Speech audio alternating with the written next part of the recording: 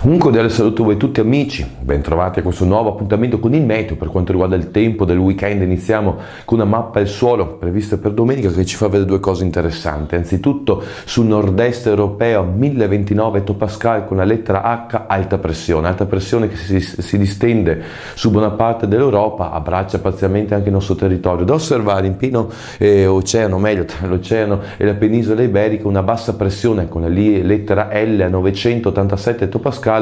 Diciamo che però se ne rimarrà in quel territorio, per cui non ci disturberà, però bisognerà probabilmente tenerne conto in vista della prossima settimana. Ma vediamo anzitutto cosa accadrà nel weekend. Direi che possiamo goderci un bel fine settimana. Partendo da sabato avremo tempo buono, sole protagonista della scena, appena delle nubi di passaggio sui monti pomeriggio, ove non escludiamo qualche isolato rovescio sulle zone alpine più settentrionali. Temperature decisamente gradevoli di giorno che potranno raggiungere 23-24 gradi. Direi che la volta di domenica non ci saranno cambiamenti degni di nota, forse qualche nube in più verso sera in risalita da sud-ovest, ma vivremo una bella domenica di sole con sempre temperature decisamente piacevoli. Con ora ho detto tutto, auguro a voi tutti un buon weekend e se avete tempo e voglia ci vediamo nel prossimo appuntamento.